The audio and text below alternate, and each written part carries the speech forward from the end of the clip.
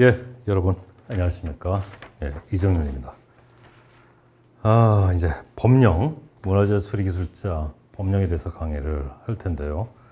예, 편집하시는 분은 이거를 제가 항상 여기다 쓰는 이 부분을 제목으로 뽑아주시면 됩니다. 이 법령이 대대적으로 다 분법되고 개정이 됐어요. 그래서 녹록지가 않습니다. 양이 많이 늘어났는데 일단은 뭐 공부 방법부터 해서 기본 이론 간단히 살펴보고 강의를 하도록 하겠습니다. 시간이 없으니까 빠르게 나가도록 하겠습니다. 많이 기다리셨죠? 이 강의. 예, 여러 같은 성원에 제대로 된 책도 없는 상황에서 잘 알고 있습니다.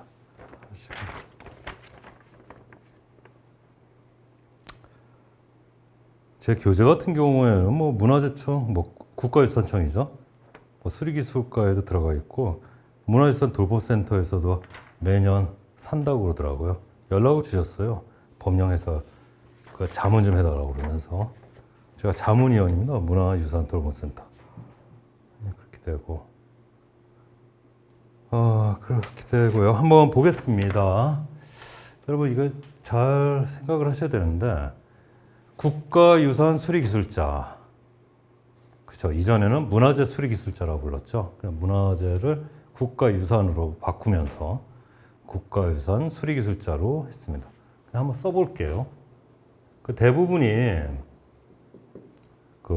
이 시험을 준비하시는 분 같은 경우에는 국가유산 수리기술자. 그렇죠. 시험이 어떻게 되죠? 한국사는 변론을 하고, 그쵸? 법령이 있고요. 그렇죠. 그리고 한국건축사. 그리고 보수실무. 그렇죠. 그리고 구조 이렇게 하죠. 제가 가끔 시공이라고 얘기할 텐데 예전에 시공이라고 불렀거든요. 비슷한 얘기라고 생각을 하십시오. 이렇게 되죠. 여러분 이거 공부 순위는 다시 한번 말씀드리지만 얘부터 하셔야 돼요. 얘가 최우선적으로 해야 되고요. 그 다음에 얘네가 두 번째로 공부하는 겁니다. 법령은 좀 이질적이기 때문에 연말 전에만 끝내놓으면 돼요. 한국건축사가 공부가 안 되면은 얘네들은 사상 누각입니다. 제가 공부 방법에 잘 얘기해 놓고 있으니까 잘 생각해서 하시고요. 그래서 기본적으로 얘네들은 뭐 이제 명과락 40점 이상 받아야 된다고 그래요. 얘네들은 둘이 합쳐서 평균 80인데 적어도 둘 80점을 받아야 되죠. 근데 문제가 생기죠. 그렇죠. 얘가 어려우면 이렇게 나옵니다. 그래서 믿을 거는 법령뿐이 없어요. 그래서 법령이 90점 이상으로 가야 됩니다. 안 그러면은 객관식에서 한 문제 차이로 모자라서 얘네를 꽈라 넘기고도 시험을 1년 후에 공부 더 해야 되는 상황이 벌어져요. 되게 중요하고요. 가끔 보면은 이 점수가 독학으로 가능하냐? 독학 가능합니다. 제 책만 보시고도 이 점수 나오시는 분이 있어요. 근데 문제는 뭐냐? 기회비용을 놓쳐요. 얘네들이 점수가 떨어집니다. 독학으로 하시거든. 이거를 객관식을 평균 80점 받기 위해서 독학을 하려면은 어떤 노력을 기울였는지 제가 압니다. 다른 거 타 과목을 다 갉아먹어요. 늘 불안하고 스트레스 엄청 심하고. 그래서 착각하시면 안 됩니다. 내가 독학해서 평균 80점이 넘었으니까 강의 안 들어야 된다 착각하지 마세요. 강의 들어서 80점 나온 사람들은 이 점수가 올라갑니다. 합격수기 잘 읽어보시고요. 제가 이걸로 시험 시간 뺏을 이유가 없어서 일단 이 정도만 얘기할게요. 제가 압니다. 이거 독학해서 이 점수 나올 수 있어요. 평균 80점. 그러기 위해서는 얼마나 스트레스 받으면서 얼마나 노력했는지 알아요. 그러니까 이거 공부할 시간에 이것까지 한 거예요. 그러니까 의미 없으니까 이렇게 하지만 꼭 강의를 들으셔라. 그 말씀을 드리고요. 다음 보겠습니다. 이제 법령을 공부를 해야 되는데, 그쵸? 과목이 여러 과목이 나왔죠? 과목도 더럽게 많아요. 볼까요? 예, 과목이 되게 많죠? 이거 바뀌었죠? 문화유산법이라고 있고, 그렇죠? 또 뭐가 있지? 그 자연유산법도 있고, 그렇죠? 수리법, 매장법, 그렇죠? 고도, 신탁, 무형유산 이렇게 있어요. 뭐 문화유산법에는 문화재위원회 규정까지 포함. 도대체 몇 과목이야? 미쳐버립니다. 미쳐. 일단은 제가 강의는 이렇게 하려고 그래요. 예전에는 기본 이론 강의가 처음부터까지 무조건 다 있었고 기출 강의가 또 있었는데 문화유산법 강의하면서 몇 조부터 1조부터 뭐 한 5조까지 강의하고 기본 이론 강의하고 기출 문제 넘어서 1조에서 5조에 해당하는 기출 문제를 그때그때 풀 겁니다. 복습 겸. 그게 효과가 더 좋아요. 그 복습까지 시켜드리려고 그래요. 그거 잘 아시고. 그 강의 수강 기간은 어떻게 되느냐?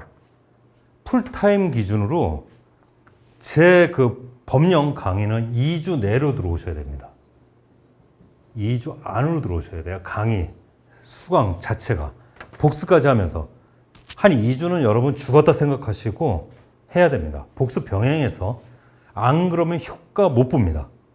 질질 끌면 안 돼요. 제가 반복해서 얘기하는 거를 여러분 놓치시게 돼요. 절대 그러면 안 돼요. 무조건 2주 내로 들어야 됩니다. 권장하기는 10일이에요. 10일 내로 들어오셔야 돼요. 10일 내로. 어떻게든 해내셔야 됩니다. 이건 풀타임 기준. 암만 직장 생활 하시는 분들도 2주 내로 들어야 됩니다. 그 명심하시고. 다시 그리고 강의는 제가 어떻게 한다고 그랬지? 그렇죠. 1조부터 5조 기본 강의할 거고요. 다시 1조부터 5조에 해당하는 기출 강의할 겁니다. 그리고 6조부터 몇 조 기본 강의할 거고 기출 강의할 겁니다. 잘 따라오셔야 됩니다. 예, 그렇게 하시고 실제로 여러분들이 공부하시는 데 있어서 이거 되게 중요한데 나중에 이제 강의가 다 끝나고 복습을 하시는데 요일별로 끊어서 하셔야 돼요. 요일별로. 월요일에 문화유산법 했으면 그 다음 날은 그러니까 물리적으로 자연유산법 하고 물리적으로 격리시켜서 공부를 해야지 안 헷갈립니다. 같은 날에 쫙 보려고 하지 마세요. 그 평상시 공부는 그렇게 하는 거고요. 그리고 더 중요한 거는 시험 임박해서 눈에 바르는 게 진짜 중요합니다. 1년 내내 공부한 사람이 시험 임박해서 시험 전날 혹은 시험 그날 아침에 눈에 바른 사람을 못 이겨요. 그렇죠? 그래서 특히 숫자, 날짜, 기간 이런 것들은 시험장 가서 그날 아침에 다시 한번 눈에 발라놔야 됩니다. 그 명심하시고요. 되게 중요하다는 거 명심하시고 그렇게 하시면 됩니다. 올해 이제 시험 보면서 제가 저는 지난주에 발표가 났어요. 오늘이 무슨 요일이지? 오늘이 8월 19일이에요. 2024년. 지금 이 촬영하는 날이 8월 19일입니다.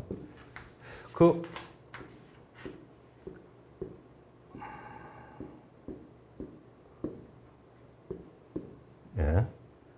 지금 촬영하는 날이 예. 19일인데 지난주인가 이제 발표가 났죠. 전화가 많이 왔습니다. 제가 자신 있게 말씀드립니다, 여러분. 합격하시는 분 대부분이 제 강의 들으셨습니다. 그 명심하세요. 안 그러시면 안 됩니다. 한 케이스, 약간 과장해서 얘기한 거고, 예, 독학으로 하시는 분도 있겠죠. 많은 기회비용을 치르셨겠죠. 오래 걸리셨을 겁니다. 예. 한 여자 수험생분인데 얼굴 뵌 적은 없어요. 작년인가? 시험 한 달 남겨놓고 전화가 왔어요. 2월 달쯤에. 예. 그분 같은 경우에 6년 이상 공부한 장수생이었습니다. 그래서 기존에는 타 학원에서 오프라인 객관식 강의 듣고, 그렇죠? 그리고 제 책을 사서 공부를 했대요. 매번 그러니까 70점 넘기기도 힘든 거야. 그래서 진짜 객관식은 답이 없구나 그러다가 연초에 저한테 전화가 왔어요. 그래서 통화할 기회가 있었는데 시험이 불과 한두 달도 안 남았지만 제가 빠르게 들을 수 있으니까 강의를 반드시 들으셔라 말씀드렸어요. 그분이 이번에 붙으셨습니다. 그 합격 수기에도 써 있는데 안정적으로 8, 90점이 나온다고 하더라고요. 그거 되게 중요한 건데요. 그 공부라는 게 원래 기억에 남는 공부를 해야 돼요. 확실하게 제가 말씀드릴게요. 내가 이번 시험에서 한 8, 90점이 나왔어. 2달 정도 지난 다음에 다시 책을 봤을 때 기억이 안 나면 그거 공부 제대로 한 게 아닙니다. 헛공부한 거예요. 적어도 제 강의 들으셨으면 2, 3일 내로 원상태로 돌아와야 됩니다. 복습했을 때. 한 1, 2년 안 봤다 하더라도 다시 복습한다 치면은 2, 3일 내로 원상태, 8, 9점 상태로 돌아와야 공부를 제대로 한 겁니다. 실제로 그렇게 되고요. 그런 게 있죠. 그리고 또 한 분, 인상적인 분이 하나 있었는데, 올해 2월에 전화가 왔어요. 원서 접수는 해놨는데, 올해 시험이 3월이잖아요. 원서 접수는 해놨대요. 그 시험사나 시험 볼 거래. 시험을 시험사만 본대. 25년도 대비해서. 그래서 이 한 달 동안은 그냥 시험사, 그냥 워밍업 하다 시험장에 들어가겠다는 겁니다. 그때 제가 호되게 야단을 쳤어요. 이 한 달 동안 집중하면은 남들 몇 년치 공부를 할 수 있다. 해갖고 말씀을 드렸죠. 그 양반 대단한 분입니다.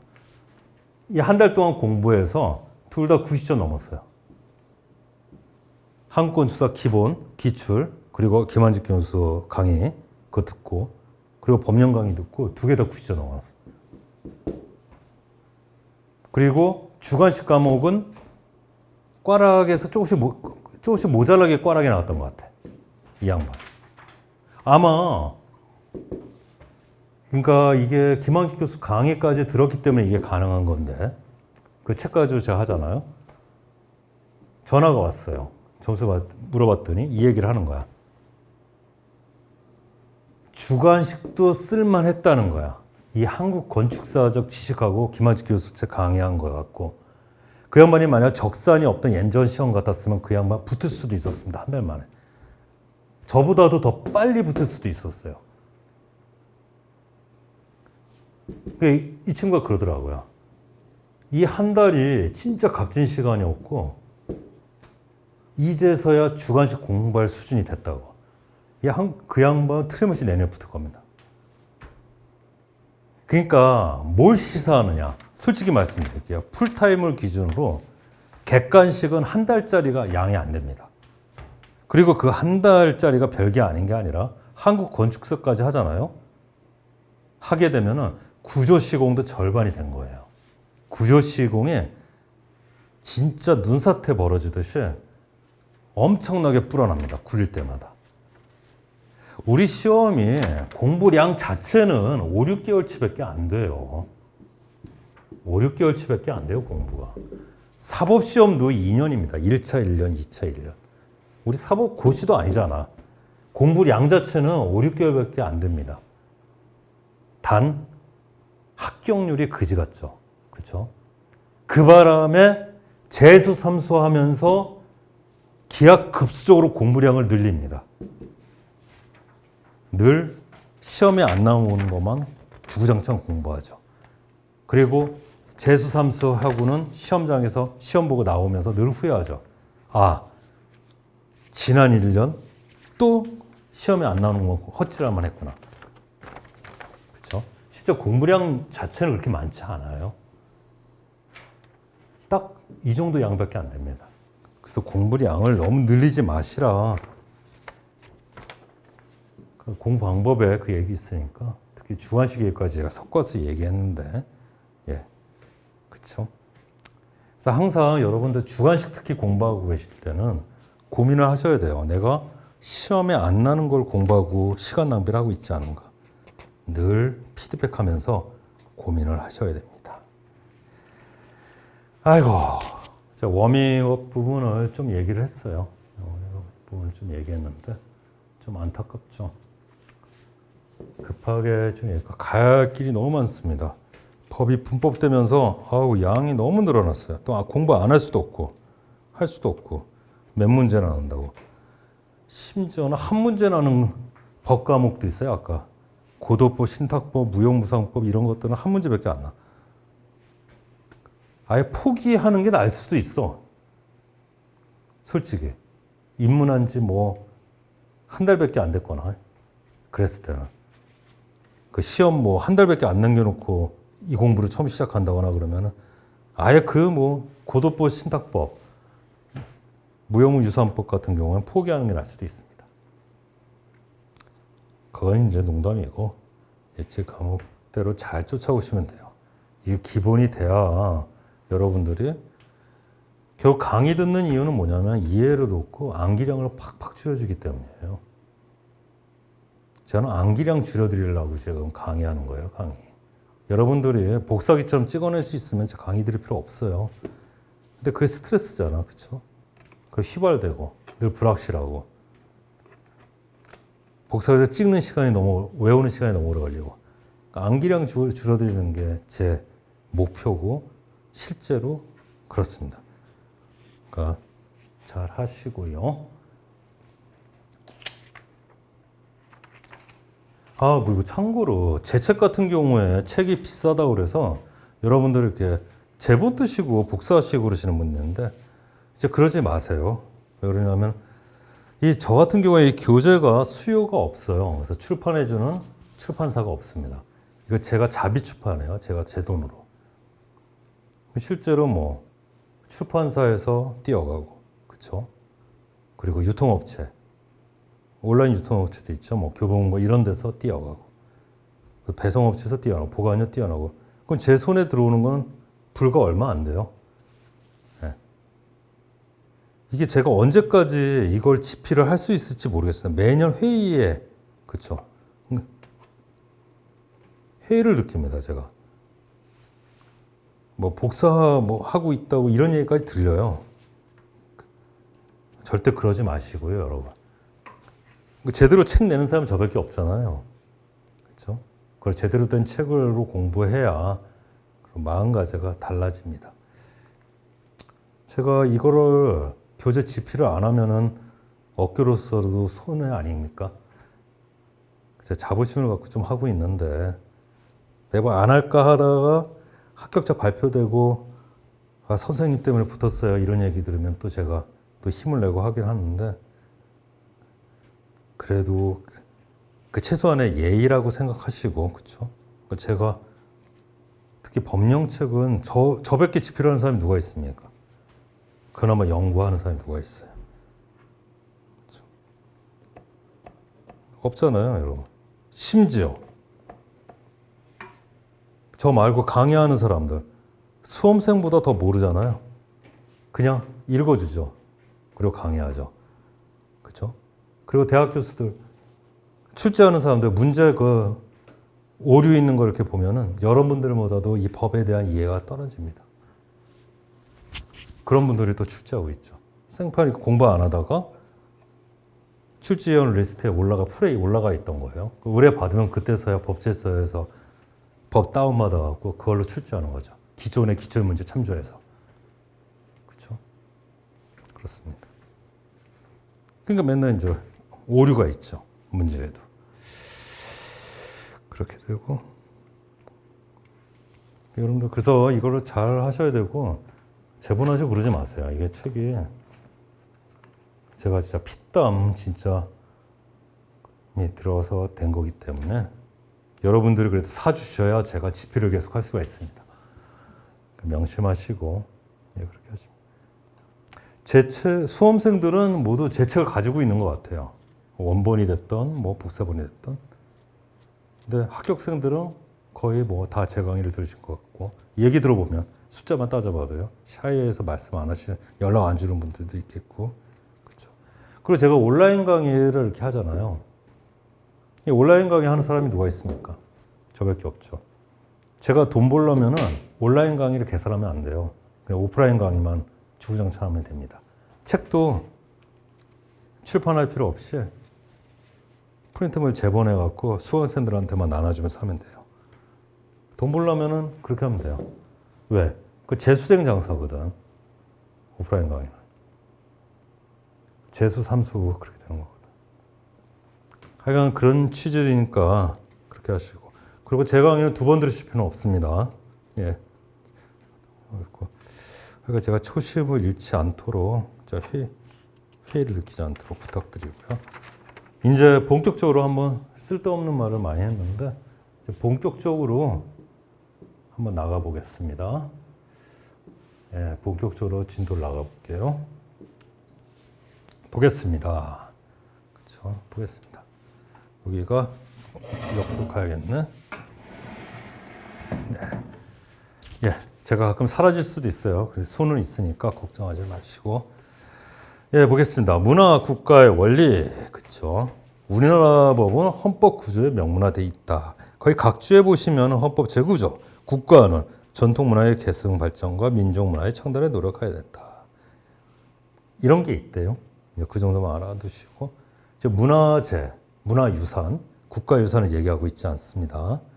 그렇죠? 이 문화 개념의 다양성, 우리 알죠, 그렇죠? 사회에 따라, 지역에 따라, 시간에 따라, 세대에 따라 변하고 있잖아요. 그렇죠? 우리가 잘 알고 있습니다. 뭐 문화 개념의 일반적 접근 방법, 그냥 혼자 읽어보시고요. 문화의 종류도 혼자 읽어보시고, 뭐 문화의 특성 가볍게 읽어보십시오. 뭐 그렇게 설명이 필요하지 않습니다. 이제 우리랑 관련 있는 게 이제 유물, 유구, 유적 이런 말들의 용어에 대한 설명이 좀 필요하죠. 그게 아주 중요하죠. 이렇게 되는데 보겠습니다. 유물은 뭐예요? 물. 딱 느낌 맞죠? 뭡니까? 예, 동산입니다. 그렇죠? 동산이야. 이런 물건을 동산에 움직일 수 있는 거. 유구. 그렇죠. 구 뭐예요? 구조란 뜻이죠. 느낌으로 아시죠? 부동산이에요. 맞습니다. 뭐 건축물 뭐 이런 것들이에요. 그 유물과 유구는 이렇게 판단을 하시고요. 알겠습니다. 다음 유적. 이 적이 뭘까? 뭐죠? 흔적 할 때 적자예요. 뭐 족적 또는 뭐 자취 이런 뜻입니다. 그렇죠? 흔적, 족적, 자취. 얘기가 다르죠. 뭐죠? 유적은 얘네 둘을 모두 합한 개념임과 동시에 주위 공간을 의미하는 말이에요. 알겠습니까?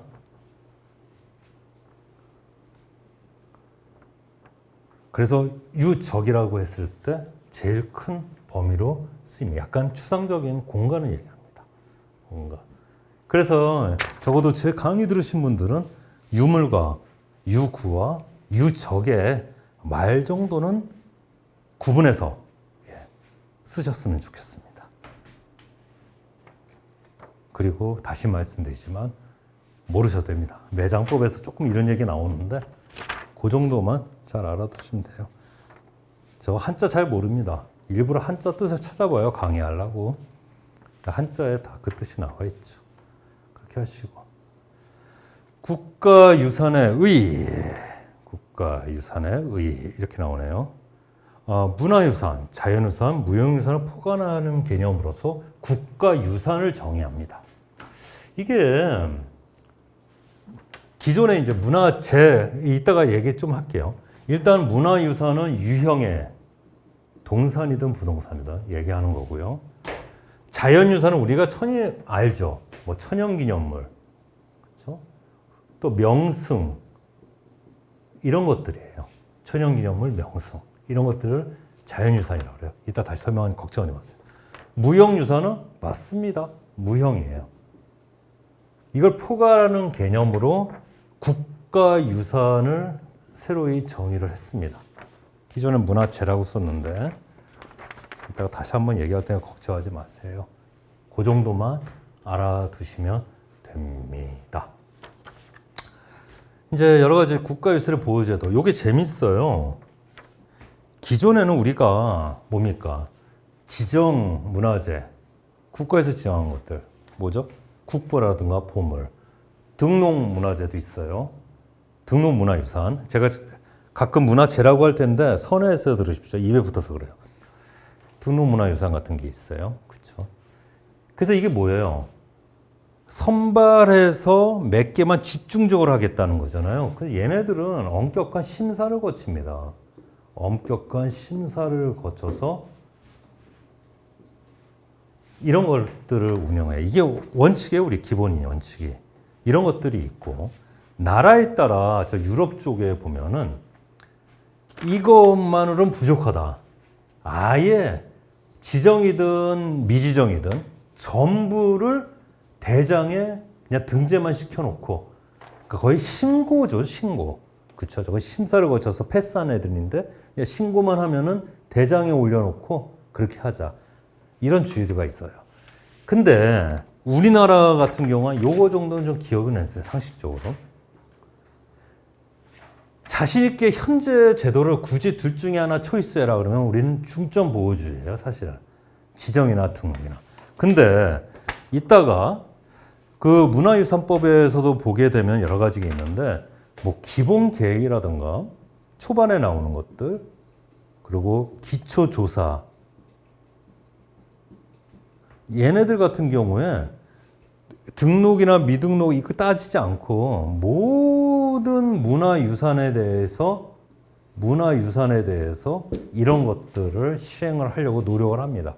그래서 그런 움직임 때문에 우리 같은 경우에는 여기에서 일로 전환되는 과도기에 있다라고 좀 이해를 하시면 돼요. 목표는 얘를 목표로 하고 있어요.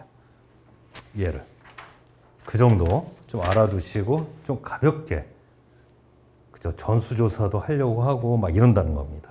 자, 가볍게 시험엔 물론 안 납니다. 가볍게 알아두시면 됩니다. 다음 보겠습니다. 다음 보겠습니다.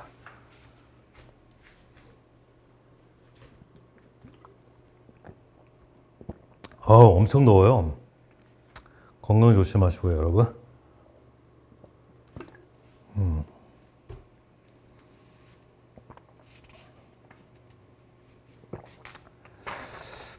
여기 이제 나중에도 나오는 개념이라 좀 설명을 할게요. 법령에도 나오는 용어입니다, 우리. 공용물 했을 때 뭐냐는 거예요. 이 공에 사용되는, 이 공이 공무원 할 때, 공적인 할 때 그런 공자예요. 그리고 공공용물, 요거 같은 게 중요한 게 뭐예요? 이 공자예요. 두 번째 공자. 이 공공의 이익, 공익, 뭐 이럴 때 쓰이는 말이에요. 그러니까 이거는 내가 뭐라 했어? 공무원 할 때 쓰이는 말이에요. 공용물은. 그러니까 공무원들이 사용하는 물건이겠구나. 공공용물 이거 뭐예요? 공익, 공중 할 때 이런 용어예요. 공익 할 때 공자고 공중 할 때 이런 용어. 이 얘기가 다르네. 일반 국민들이 쓰도록 나오는 물건이겠네. 이런 얘기가 나오죠. 그래서 공용물에는 뭐가 있느냐? 뭐니까 행정주체가 사용하는 거예요. 뭐 관청, 건물 이런 걸 뜰 수 있습니다. 그래서 공무원들이 사용하는 집기들, 가구들, 책상, 의자, 컴퓨터 이런 것들을 공용물이라고 그러고 공공용물은 뭐겠어요? 그렇죠?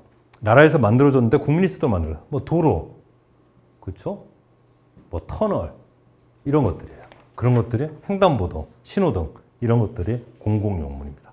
공짜가 하나 더 있잖아. 그렇죠? 이 공짜가 중요하다 그랬지? 그리고 보존 공물이 있어요. 이게 우리가 있는 예전에 문화재라고 불렀던 문화유산, 국가유산을 얘기합니다. 그렇죠? 이제 그렇게 알아두십니다. 이 보존이란 말이 중요해요, 사실은. 그래서 이 보존이라는 얘기에 대해서 얘기하고, 뭐 공용 제한 이런 얘기도 있고, 그 대부분 그 우리 문화유산으로 지정하게 되면 관보에 고시한 날 그 지정의 효력이 발생하고 그래요. 보통 고시는 5일 후부터 효력이 생겨요. 그러니까 이 5일을 못 기다리고 이 5일 후부터 효력이 생기는 것도 관행성이 이렇거든요. 그래서 우리 법조문에는 고시만 한다. 여기서 멈추지 않고 고시한 날 효력이 생긴다라고 명시되어 있습니다. 정확해졌어요. 효력이 언제 지정의 효력이 언제 생기는지, 국보로 지정됐으면 지정의 효력이 언제 생기는지. 그래서 그게 없으면 보통 고시하고 5일 있다 효력이 생기기 시작하거든요. 그러니까 애매하니까 정확히 고시한 날로 박아줬습니다. 아시겠죠? 예, 그 정도 알아두시고 제가 급하게 나갑니다. 아마 이 강의는 무료 강의로 오픈이 될 겁니다. 앞부분에 보겠습니다. 문화유산에 그쵸? 이게 문화유산 보호법이라고 그래요. 보통 문화유산의 보존이기법은 그 기존의 문화재 보호법입니다. 그리고 무형유산의 법률. 요새 여러분들 다른 게 있습니다. 문화유산의 보존이고요. 무형유산의 보전이에요. 느낌 오셨습니까? 달라요, 달라. 보존. 이 보존은 존치 이런 의미예요. 존치 이런 의미예요. 건드리지 않는다 이런 뜻입니다. 건드리지 않는다. 그래서 원형 유지를 목표로 합니다. 원형 유지를. 근데 무형유산 같은 경우에는 전달, 보전이에요. 그러니까 강강술래 같은 거, 그렇죠? 그런 것들도 무형유산이잖아요. 강강술래 같은 경우도 근데 사실은 진화를 합니다. 시대가 지나가면서 그 진화되는 거를 용납해 주는 거예요. 그걸 전형 유지라고 그래요. 전달되는 형태를 유지해 주시는 거예요. 무슨 알겠어요? 원형 유지는 그대로 존치, 전형 유지는 진화되는 거를 업그레이드 되는 거를 용인해 주는 겁니다. 무슨 얘기인지 알겠지? 그 뜻이에요. 그래서 전승이란 말이 나와요. 무형유산 나중에 기억하셔야 될 게 전승이라는 얘기가 나옵니다. 전승. 전달해요, 계승한다. 그래서 이 전자가 중요해요. 전달이. 보전의 전자예요. 보존이 아니라. 이 느낌을 잘 아셨으면 좋겠습니다. 그래서 이런 것들도 옛날에 그 이론책에는 있었는데 딴 거보다도 제가 한번 보존과 보전 다시 한번 명심하시라. 그렇죠? 그대로 존치시키는 거예요. 그렇죠? 그대로 존치시키는 거. 보전은 뭐라 그랬어? 일종의 진화되고 업그레이드되는 거를 용인한다고 그랬었잖아. 이건 굳이 유형문화유산에 대해서 없던 부분을 수리해서 끼워 넣는 것까지 예로 들었지만은 주로 이거는 뭡니까? 그쵸. 유형, 문화유산에 대한 얘기고 이거는 무형, 그쵸. 무형유산에 대한 얘기가 된다라는 거를 그 정도만 알아두시면 충분합니다. 이해되시죠? 아시죠? 예. 다음 넘어가겠습니다. 목이 마르네.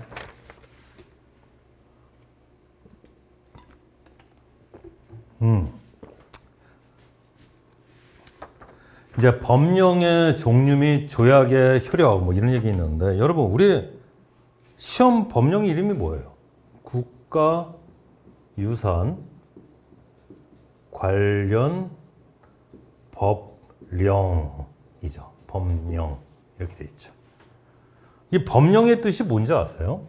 흔히 법령은 우리 초등학교 때 배웠죠. 헌법, 법률, 명령, 조례, 규칙의 순으로 정해진다. 얘네들을 다 합해서 부를 때 법령이라고 부릅니다. 다 합해서 부를 때.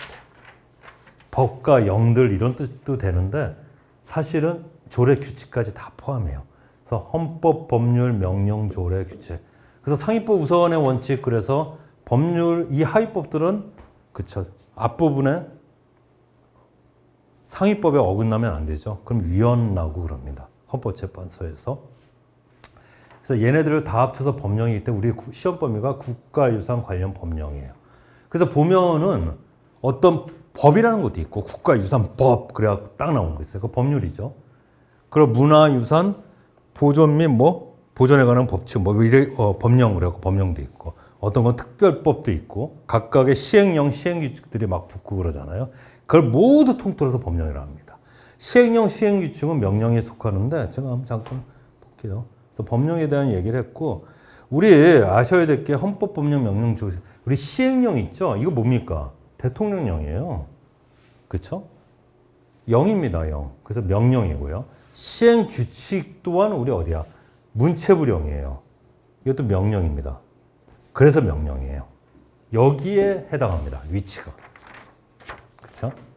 시행 규칙이라고 해서 헌법, 법률, 명령, 규칙, 조례, 규칙에 했대. 그 규칙으로 가면 안 돼요. 시행 규칙이. 명령이라는 거 그 정도 알아두시고 가볍게 보시면 됩니다. 밑에 뭐 조약의 효력은 볼 것도 없습니다.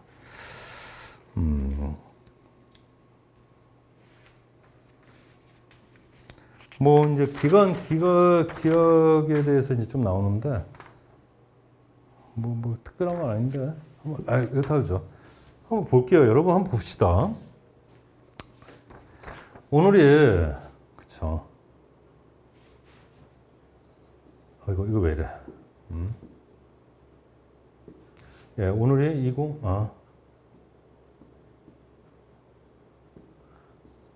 오늘이 2024년 1월 1일이에요.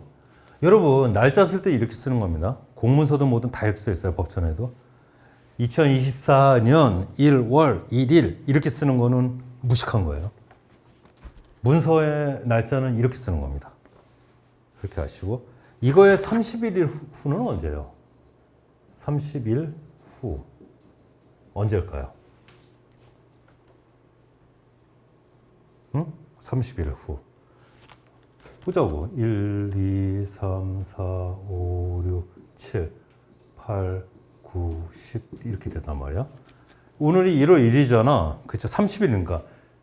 1일로, 2일로, 3일로, 4일로, 5일로 이렇게 세는 거야. 그쵸? 이때부터 기산되지. 그래서 날짜 세보면은 2024. 이렇게 하지 않아. 다시. 그래서 이제 2025.11 이렇게 있단 말이야. 근데 이제 30일 후는 언제냐? 아까 그렇게 세기 시작하면은 2025. 어떻게 돼요? 1월 31일. 플러스 30만 하면 됩니다. 이해되시죠? 그럼 31일 후는 언제겠어? 그렇죠. 2025. 2월 1일이 되겠죠. 아셨어요? 그러면 365일 후는 날짜 계속 카운팅하는 거야. 그럼 세보면 이렇게 되겠죠. 뭐 2026. 뭐 25. 뭐 12월 31일 수도 있고 경우에 따라 2026. 1월 1일일 수도 있고 한번 세보면 되겠지. 카운팅 해보면은 윤달이 꼈는지 안 꼈는지는 뭐 카운팅 해보면 되는 거야. 그래서 이건 일 단위로 셌을 때고 그럼 보자고. 그럼 1월 후는 언제냐는 거야. 역학적인데 그대로 중간이 뭐 30일 이런 계산 한 달은 30일 이런 개념으로 세는 겁니다. 그대로 카운팅합니다. 그래서 2025. 2월 1일이 1월 후예요. 이해되셨어요? 그 1년 후는 언제야? 2026. 1월 1일이 1년 후입니다. 계산은 이렇게 하는 겁니다. 날짜 계산은. 아시겠어요? 이해되시죠? 아까 잠깐 얘기가 나왔는데 아까 여기 처음에 1, 2, 3, 4, 5, 6, 7이잖아요. 그래서 이제 계산할 때 여기서부터 기산하잖아. 세기 시작하잖아요. 그래서 이걸 초일 불산입이라고 그래요. 처음 안 세요. 그 다음날부터 세니까 초일 불산입이라고 그래요. 이거를. 이 30일 후를 계산할 때 그 다음날부터 세기 때문에 정확히는 요날 자정이에요. 밤 저녁. 그러니까 이날 새벽 0시예요. 사실은. 이날 밤 12시이면서 이날 새벽 0시부터 기산하기 시작해요. 정확히는. 그 초일 불산입이라고 합니다. 얘를 그래서 다음 날부터 시험 문제 났어요. 다음 날. 이 길이 한자로는 이 길이라고 하는데 기산을 합니다. 세기 시작한다는 뜻이에요. 요 명칭 좀 알아놔요. 다음 날부터 기산한다. 예, 이걸 다음 날부터 기산한다. 이 워딩 좀 기억해 놓으세요. 이 길부터 기산한다. 세기 시작한다 이 뜻입니다.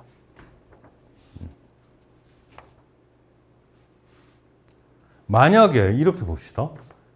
1월 1일부터 30일 후까지 효력이 있다 그러면 효력이 미치는 기간은 언제부터 언제까지예요?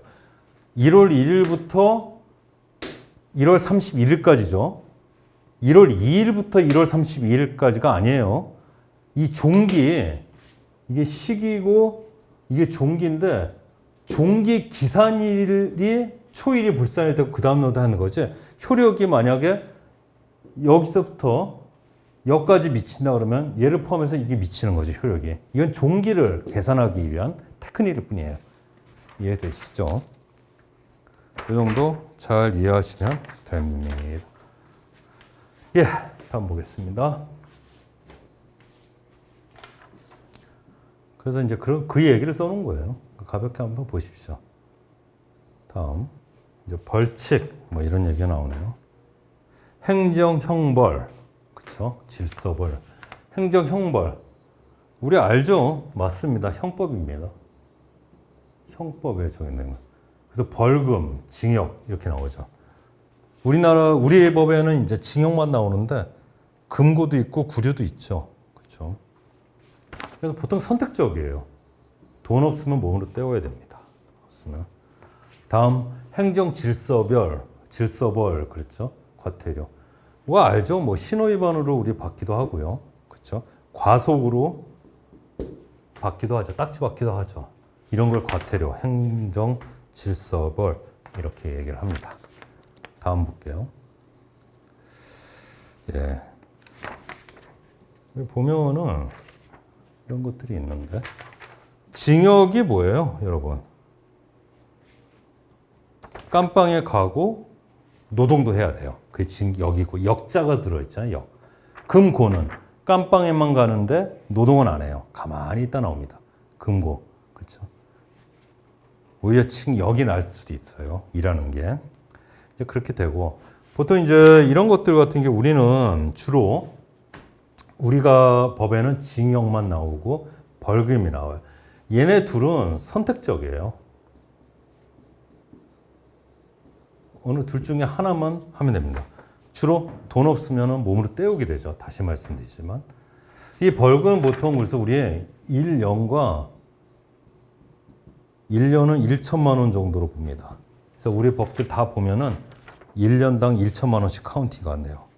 그렇게 되시고 다음 보겠습니다. 이게 선택적인 거는 중복되지 않는다는 뜻이죠. 그렇죠? 선택적인 얘기는 중복이 여기다 쓰면 안 되겠구나. 이게 이제 선택적인데 그렇죠? 이건 중복이 아니란 뜻이에요. 중복적이 아니란 뜻이에요. 근데 가끔 몰수가 나옵니다. 우리 법에. 이 몰수는 얘네와 중복돼서 더 플러스 시켜서 알파로 몰수해 버리는 거예요. 얘는 중복이 돼요. 얘는 중복이 가능합니다. 이제 그 정도만 알아두세요. 몰수시키면은 징역도 안 가고 벌금이 면해지는 게 아니에요. 징역과 벌금, 행정형벌 취하면서 동시에 몰수형까지 받는 겁니다. 아시겠죠? 네, 그 정도 알아두시면 됩니다. 예, 다음 거 볼게요. 이거 되게 중요한데, 이거 되게 모르시는 분들 되게 많은데, 다 이제는 아시죠? 제가 제 기본 강의로 많이 했으니까. 한번 보겠습니다. 이거 A, B 및 C 또는 A, B 뭐 이렇게 했을 때 이 컴마는 뭘로 해석하느냐? 이 컴마는 엔드로 해석합니다. 법이 그래요. 법이. 판례가 그렇고. 대법까지 갔었다. 또 A, B 또는 C 이랬을 때 이 컴마는 오화로 해석합니다. 또는. 아시겠어요? 그리고 여기 중간 도트 보이죠? 도트. 중간 도트. 얘는 뭘로 해석하느냐? 얘는 또는으로 해석합니다. 우리 많이 그런 거 있잖아. 시장, 점, 군수, 점, 구청장. 제일 많이 나오잖아, 이거. 얘 또는이야, 또는. 그리고 또 하나 있잖아. 시도지사. 얘도 또는이야. 웃기는 거는 시장 또 시장점 도지사라고 안 그래요. 이거는 시도지다 그래요. 이건 또 시군 구청장 이러지 않고 시장점 군수점 구청장 이러고 있고 이 관행이 이래서 무서운 겁니다. 아시죠? 네, 그렇게 하시고 그리고 이제 법 조문을 볼 때 잘 보셔야 돼요. 동그라미는 보통 뭐라고 읽어요? 항이라고 읽습니다. 항. 제1항 1점 이렇게 써 있으면 뭐야? 그냥 호라고 읽어요. 호. 또 가 이렇게 써 있는 거야. 목이라고 읽어요. 그래서 가목 이렇게 되는 거야. 그러니까 2항, 3호, 뭐 다목 이렇게 될 수가 있는 거예요. 그렇게 되고 또 하나 뭐뭐 한다. 다만 뭐뭐 한다. 앞부분은 뭐예요? 그렇죠. 본문이라고 합니다. 본문. 뒷부분은 단서. 중요합니다. 또 하나 뭐뭐 한다. 점 뭐 한다. 본문이 두 개네. 이건 뭐라고 그래? 전단 앞부분은 뒤는 후단 이래요. 전단 후단. 이제 문제는 밑에 건데 법마다 다 혼용해서 쓰고 있어. 그래서 이거 같은 경우에 정확히 보자고. 아, 이거 같은 경우 어떻게 해야 되지? 그치? 전단이잖아. 이거는 후단이네. 이렇게 써 있는 것들도 있고 법조문마다 어떤 법조문에는 밑에 각호가 있으니까 이걸 강조합니다. 그래서 각호를 제외한 전단 혹은 각호를 제외한 후단 이렇게 법조문이 써 있기도 해요. 그래서 헷갈리지 마시라. 그냥 전단이라고 써 있는 법조문도 있고 각호를 제외한 또 혹은 각호 외의 전단 외인가 뭐 하여간 그래요. 이렇게 써놓기도 해요. 법을 읽는 최소한의 기본이니까 알아두시라. 예, 그렇게 알아두시면 됩니다. 다음 보겠습니다.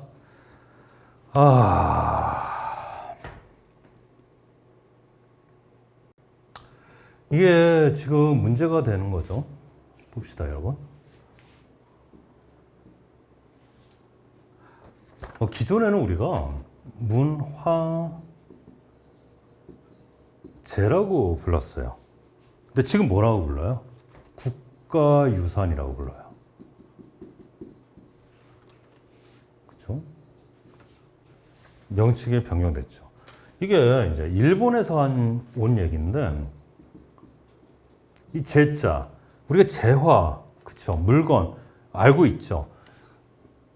재화 물건 그러니까 건물 또는 고려청자 같은 동산일 수도 있고 무량수정 무량수정 같은 그렇죠? 부석사 무량수정 같은 건물일 수도 있습니다. 뭐 다보탑 같은 것도 있을 수 있고 이런 재화로 대부분 유형으로 인식되는데 무형 문화재라는 것들이 있었어요. 그래서 한자적인 의미와 달리 무형이라는 거 붙여갖고 무형의 자산까지도 포함해서 썼습니다. 그래서 이제 되게 비합리하다는 이제 비판을 받아왔죠. 근데 봤더니 이거 유네스코에서는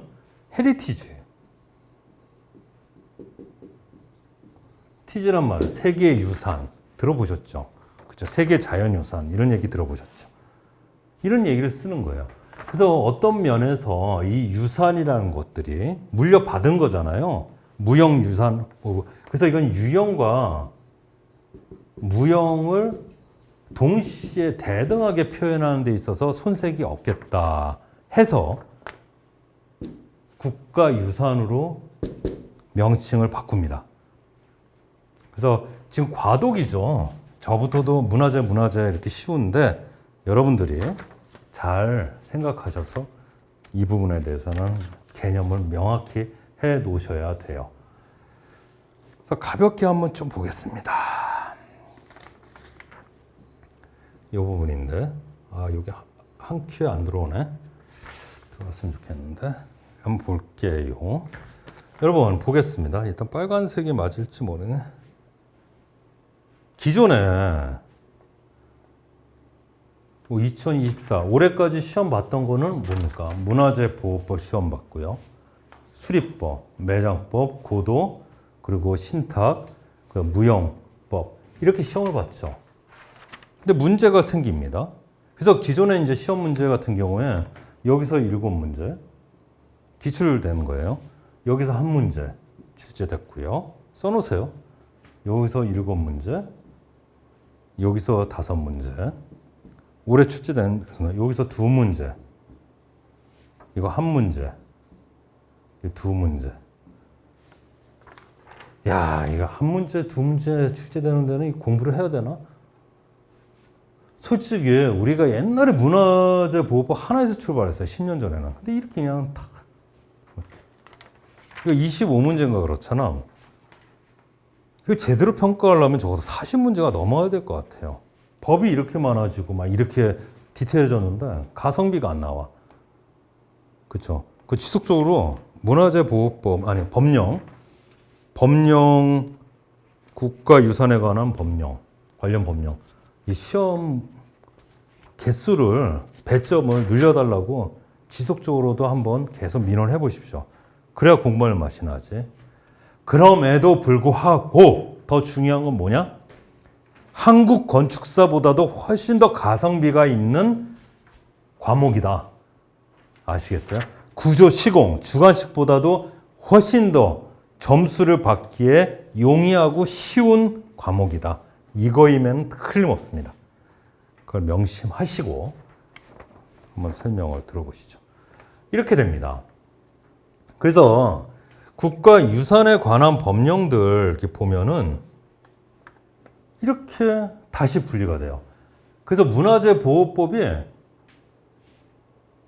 이렇게 1, 2, 3, 4, 4개로 이렇게 분리가 됩니다. 와, 돌아버리겠죠? 돌아버립니다. 그러니까 예전에는 법이었어요. 문화재보호법. 법률. 그 유일한 특별법 하나 있죠. 그렇죠? 고도법이 특별법입니다. 그래서 이제 고도법 들어가 보면은 이게 특별법이에요. 그래서 그렇죠. 그래서 이 고도법은 다른 법 원칙적으로 타법에 우선해요. 특별법이니까. 나중에 고도법 할 건데 이제 예외적으로 자기가 고도법에 우선하지 못하는 경우가 있는데 어디다? 국토 종합 계획. 또 하나 있어요. 군사계획. 얘네들은 고도법보다 우선합니다. 정확히는 고도법에서 나오는 기본적인 어떤 계획들을 얘기하는 거예요. 그 계획들보다 얘기하는 건데 이 특별법이기 때문에 이런 것들이 특별히 나와 있어요. 그 정도 알아두시고 또 뭐 하다 말았지? 그치? 이제 기존에 이렇게 됐었죠. 그래서 여기서 이제 분법이 되기 시작해요. 분법이 되기 시작하는데 여기서 이제 나라는 이제 문화유산이라고 하는 거는 철저히 유형물만을 지정합니다. 왜?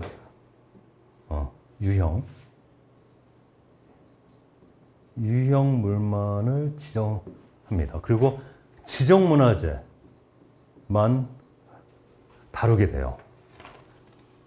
그러고 있다가 나뉩니다. 얘는 근현대 문화유산 보존 법칙. 얘 뭐냐 하면은 우리가 아는 등록문화유산 있죠? 그렇죠.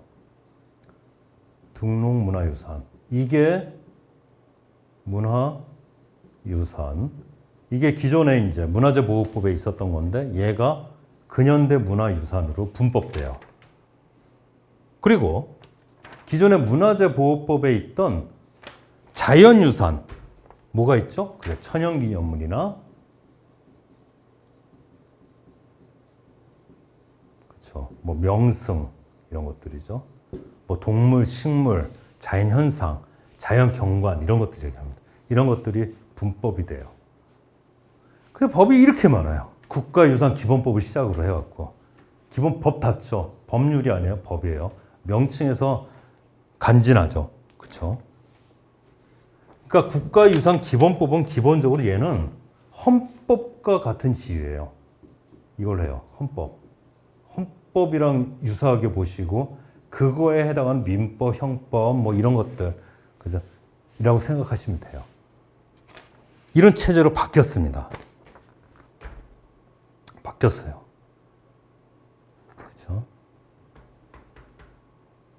그리고 이 등록문화유산은 그때 말했을 때 이제 근대문화유산을 얘기하는 거예요. 근대. 그냥 가볍게 알아두세요. 근대문화유산. 이렇게 되시죠.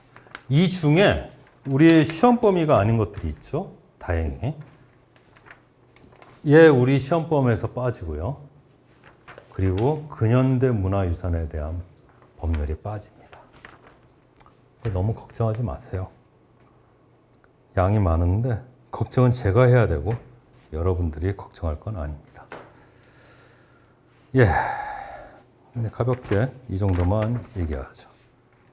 그 제일 중요한 지자체에 대해서 좀 얘기를 해볼게요. 지자체. 이 지자체 되게 중요합니다.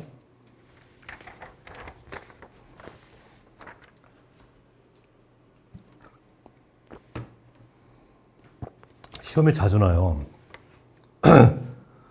아, 이거 강의해 준 사람 저밖에 없어요. 잘 보십시오.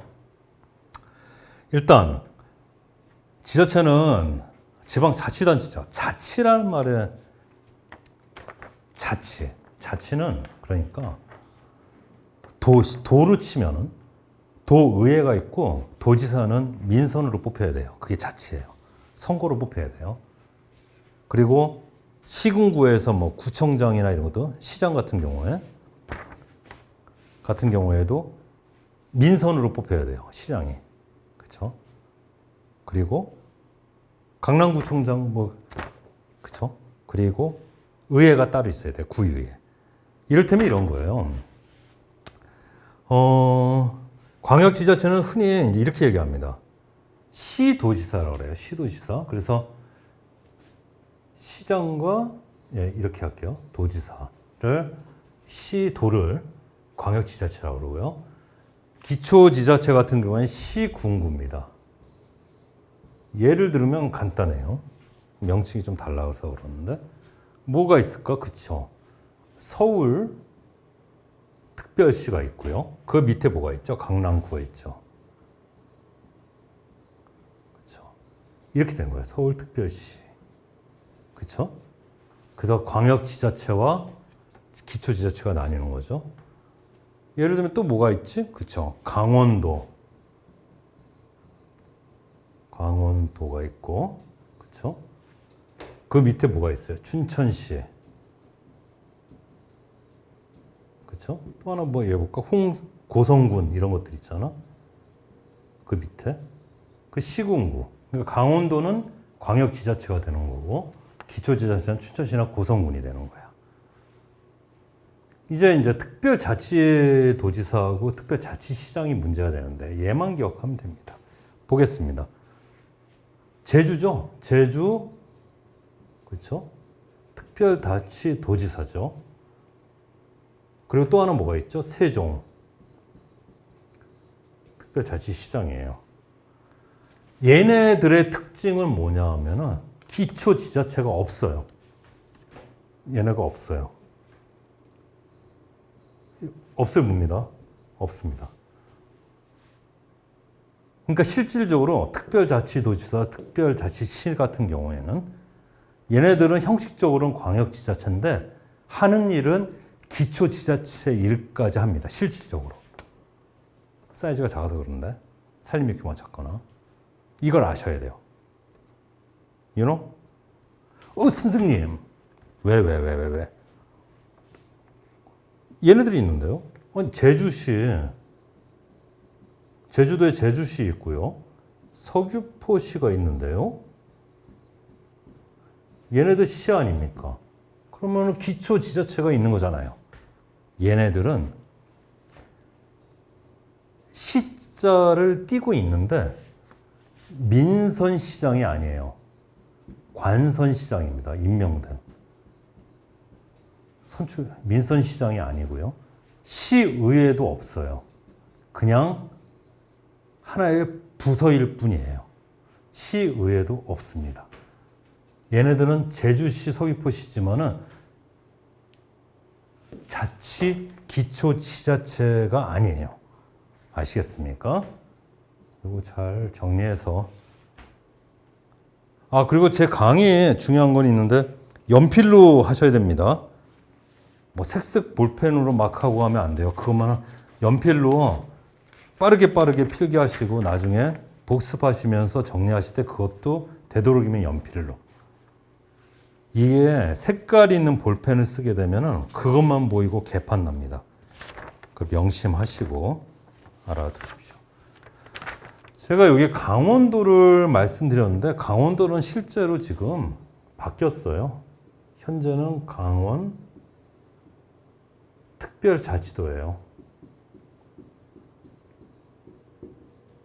그래서 특별자치도가 사실은 제주도, 강원도, 전라북도 이래갖고 전북 그래갖고 바뀌었어요.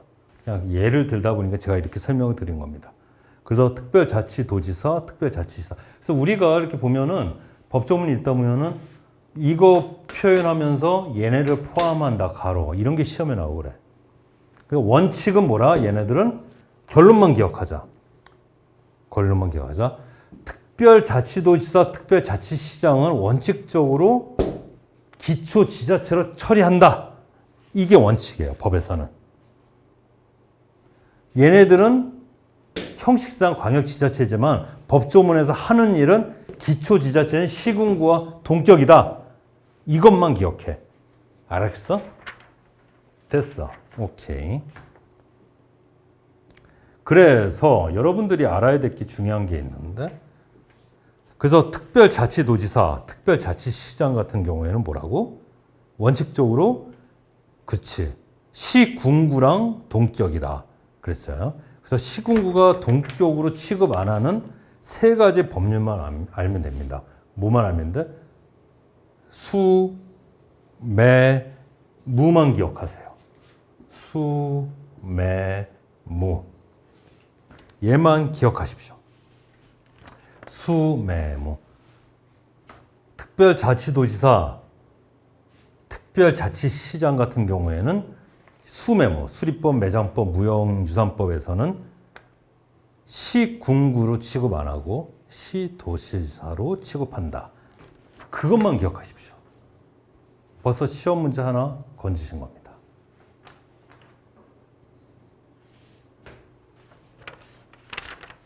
아시겠어요?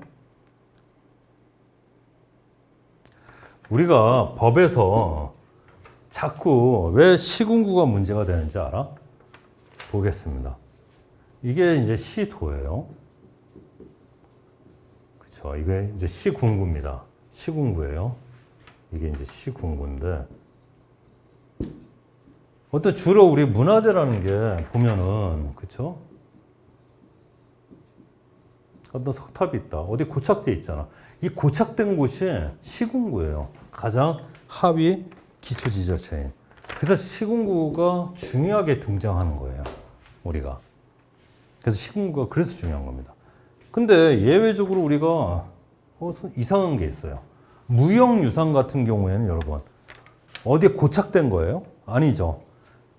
어떤 시도 시군구에 걸쳐서 무형유산이요. 구름같이 걸쳐 있는 거잖아요. 관념적으로. 그렇죠.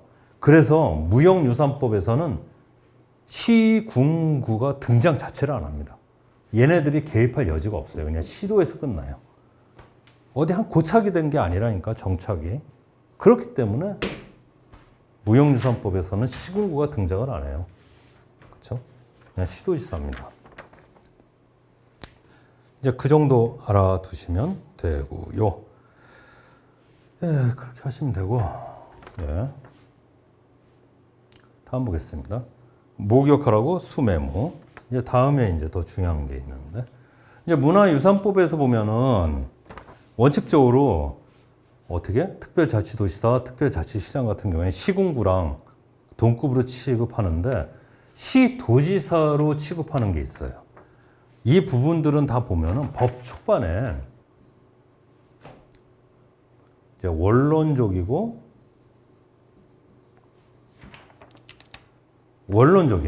그리고 이제 추상적인 개념들을 설명할 때는 시도지사로 합니다. 근데 대부분에서는 이제 구체적이고 관론적이잖아요. 강론적이고 이제 구체적인 부분이 있잖아요. 아까 설명한 것처럼 시궁구로 취급하게 돼요. 그래서 이제 원론적이고 추상적인 행동이 몇 개가 있는데 보냐면 시도 지정 문화, 유산, 정하고 그렇죠. 이런 것들을 할 때는 시도지사가 하잖아요. 시도지사. 그렇죠? 이럴 때는 특별자치도지사, 특별자치시장이 여기에 포함이 됩니다. 원론적으로 하는 거기 때문에. 그리고 역사, 문화환경, 보전, 지역 지정하는 것도 그렇고 시행계획, 법 초반 앞쪽이에요. 법 초반 앞쪽에 나오는 것들. 시도지정 70조, 그러지 말고. 그렇죠? 13조, 7조, 법 초반 앞쪽에 이런 것들 같은 경우에는 특별자치도지사, 특별 애들을 형식적인, 그쵸? 시도지사에 포함시켜서 얘기한다. 이것만 하면은 다 된 겁니다. 그쵸? 쉽죠? 네. 그래. 오늘 강의는 여기서 멈추고요. 그쵸? 다음 강의는 이따가 또 연달아 진행하겠습니다. 수고하셨습니다.